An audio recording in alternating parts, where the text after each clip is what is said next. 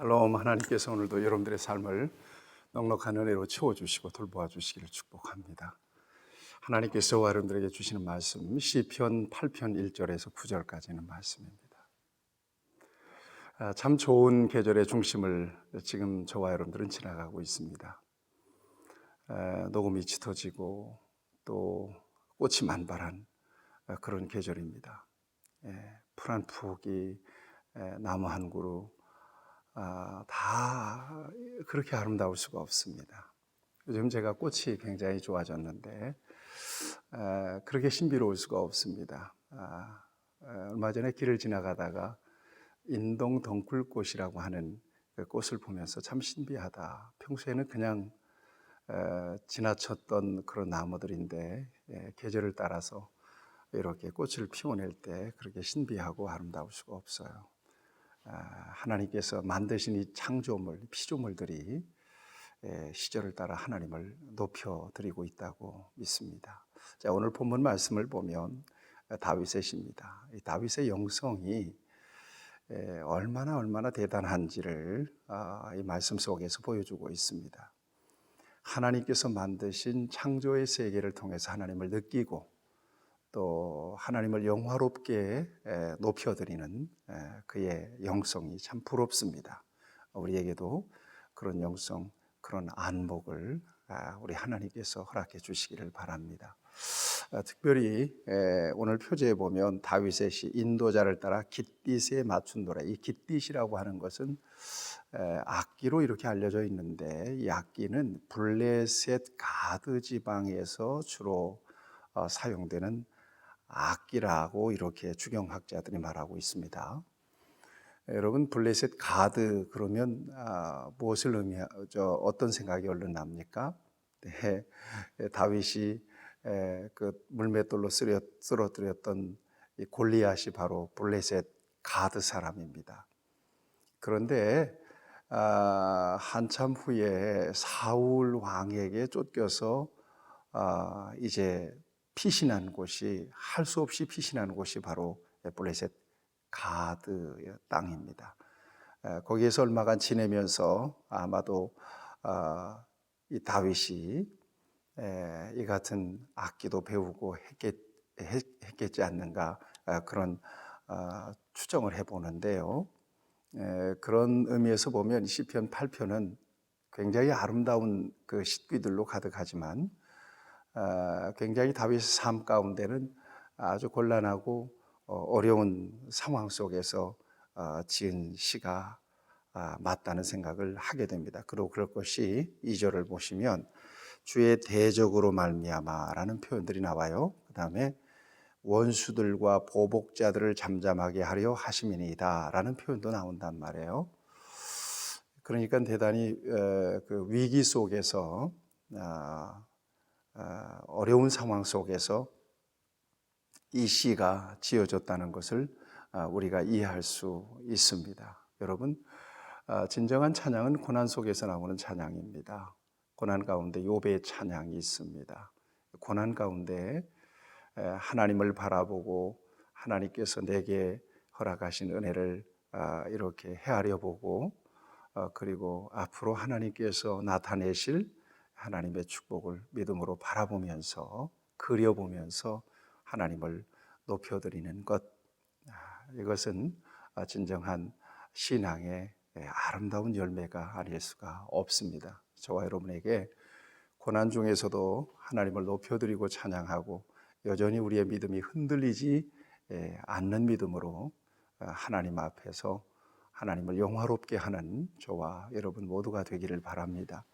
오늘 1절 말씀을 보세요. 여호와 우리 주여 주의 이름이 온 땅이 어찌 그리 아름다운지요 주의 영광이 하늘 덮었나이다. 얼마나 하나님이 그 아름답게 느껴지고 또 그렇게 묵상이 됐으면 이런 표현이 나왔을까요? 저는 가끔씩 하나님께서 영감을 주실 때마다 짤막한 글들을 적습니다만 이런 아름다운 하나님을 향한 고백, 이런 고백 볼수록 참 대단하다, 대단한 표현이다 하는 생각을 합니다. 하나님께서 이런 그 고백을 들으시고 얼마나 좋으셨을까 하는 생각도 해봅니다. 제가 신학교 때 그 기숙사에서 잠을 잘 때 항상 새벽 기도를 깨우는 그 음악 벨소리가 있었습니다. 이건 그 뭡니까 기숙사 그 사무실에서 틀어주는 거거든요. 이 소리가 나오면 이 노래가 나오면 준비하고 새벽 경건에 가야 했었습니다. 그 찬양이 박정호 씨가 부른 시편 8편 찬양이었습니다. 그 전주 멜로디가 참 지금도 깊이 남아 있습니다. 라라라라라라 플룻으로 이렇게 여호와 우리 주여 주의 이름이 온 땅에 이렇게 찬양으로 만들어져서 아주 유명한 시이기도 한 게 이제 오늘 본문 시입니다. 여러분 어떤 상황 속에서라도 하나님 높여드리고 특별히 고난 가운데 있을 때 하나님을 찬양하고 높여드리는 그 깊은 믿음과 영성이 저와 여러분에게 있었으면 참 좋겠습니다. 2절을 보면 주의 대적으로 말미암아 어린 아이들과 젖먹이들의 입으로 권능을 세우시며 이는 원수들과 보복자들을 잠잠하게 하려 하심이라 그랬어요. 어린 아이들의 찬양 가장 순수한 찬양 아니겠어요? 젖먹이들의 그 찬양 입으로 불려지는 찬양 가장 아름답고 순수한 찬양입니다. 그만큼 하나님의 그 권능과 하나님의 능력이 높고 위대하시다는 사실을 어린아이들의 찬양을 통하여 증명하신다 이렇게 고백하고 있습니다. 3절 이하에 보면 하나님께서 권능으로 이 세상을 만드셔서 친히 다스리시고 또 섭리하신 하나님이신 것을 고백합니다. 여러분 3절 보세요. 주의 손가락으로 만드신 주의 하늘과 주의 베풀어 주신 달과 별들을 내가 보오니 그랬어요. 주의 손가락, 이 주의 손가락이라고 하는 것은 성경에서 권능, 능력을 의미할 때 나타나는 표현들입니다. 주의 손가락으로 만드셨다는 것입니다. 하늘, 달, 별. 여러분, 이 같은 하나님께서 만드신 하늘에 두신 이 피조물들을 통해서 하나님의 위대하심을 높여드립니다. 하나님의 영화로우심을 높여드립니다. 하나님의 능력, 창조의 능력을 드러내는 것을 볼 수가 있습니다. 여러분 앞에서 우리가 참 좋은 계절을 지나고 있습니다 그랬는데 우리나라의 사계가 얼마나 아름다워요. 지금 굉장히 아름답잖아요.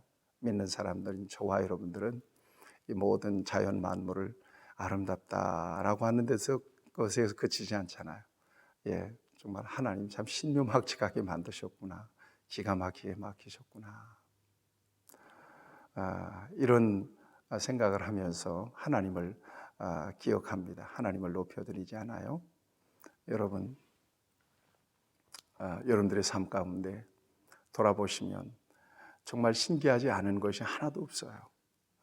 이것들을 여러분들이 바라보시면서 또 자연 만물을 바라보시면서 하나님을 높여드리는 정말 하나님이 위대하십니다. 하나님을 찬양하는 그런 은혜가 저와 여러분 모두에게 있었으면 참 좋겠습니다. 여러분 4절 이하에 보면 이 모든 자연 만물 가운데서 특별히 하나님은 사람을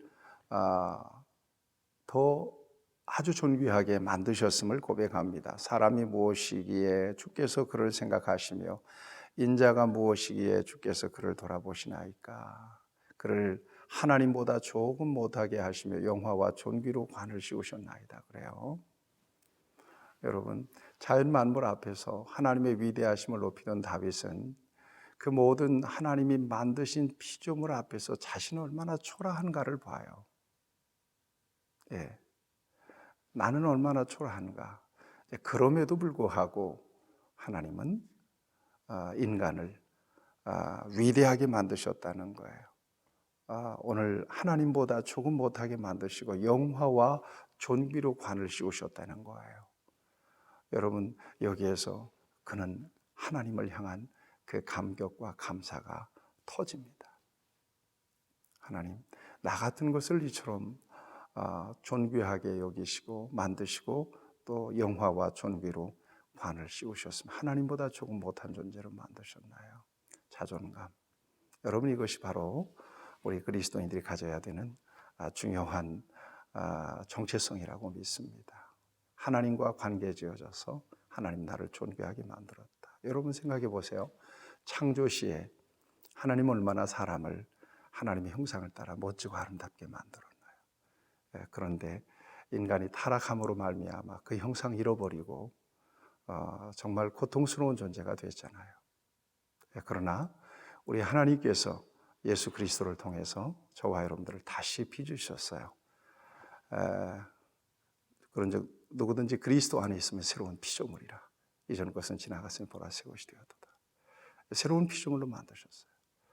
뿐만 아니라 여러분 에베소 2장 10절을 보면 그는 우리를 만드신 바라 그랬어요. 만드신 바다. 이 말은 헬라어로 포이에마라는 말이에요.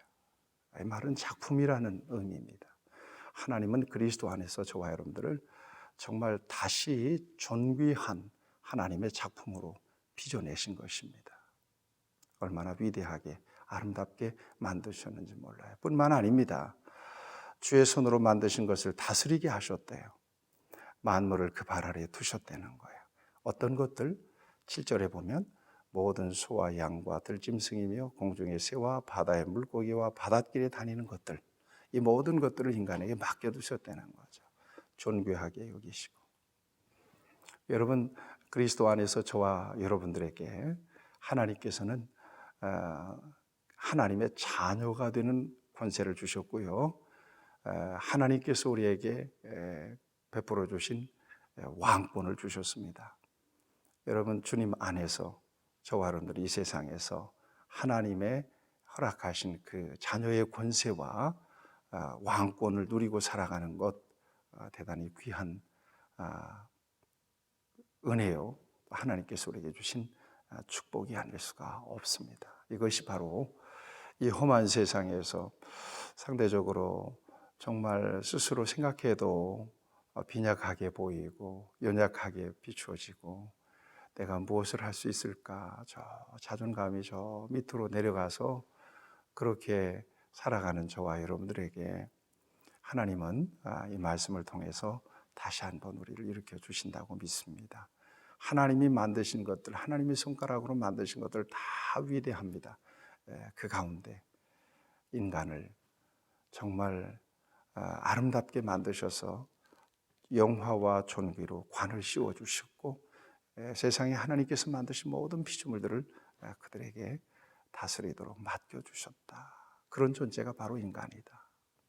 타락한 이후에 예수님을 통해서 구원하셔서 그 같은 관계를 회복시켜 놓으시고 여전히 주님 안에서 존귀한 영화로운 하나님의 자녀로 권세 있게 살게 하신 하나님의 은혜, 이것이 바로 저와 여러분들이 잊지 말아야 될 정체성이요 또 자존감임을 믿습니다. 사랑하는 여러분, 오늘 마지막 절 9절 말씀 보세요. 여호와 우리 주여 주의 이름이 온 땅에 어찌 그리 아름다운지요.